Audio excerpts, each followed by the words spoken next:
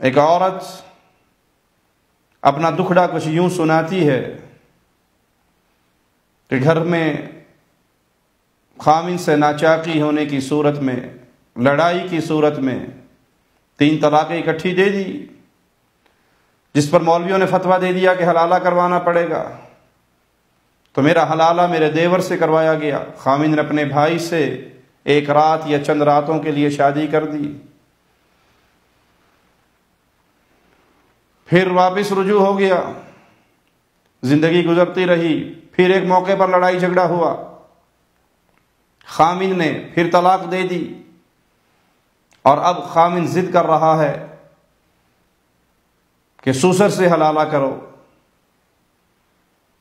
وہ جو رشتہ داری میں اس کے لیے محرم رشتہ ہے، جس سے نکاح نہیں ہو سکتا، جو باپ کی جگہ پر ہے، ضد کر رہا ہے کہ سسر سے حلالہ کر لو تاکہ گھر کی بات گھر میں ہی ختم ہو جائے۔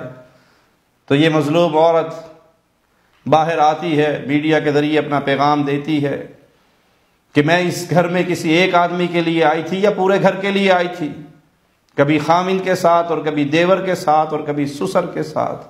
میری شادی سن 2009 میں ہوئی تھی، اور ان لوگوں نے یہ بہانہ رکھا کہ مجھے 2 سال تک اولاد نہیں ہو۔ اس کے بعد میرے شوہر نے مجھے طلاق دے دیا۔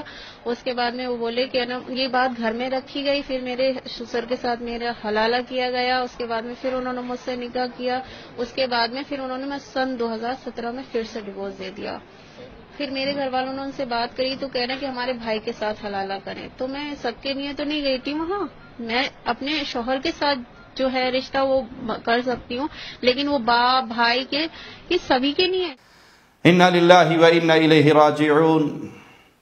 چونکہ مولویوں کی دکانداری چلی ہوئی ہے، اس سے مولویوں کا کاروبار چلا ہوا ہے، ان کو مال بھی ملتا ہے اور بدکاری کے ذرائع بھی ملتے ہیں، اور اسلام کی چادر کے نیچے چھپ کے یہ سارا کچھ ہو جاتا ہے، کوئی اعتراض بھی نہیں کر سکتا۔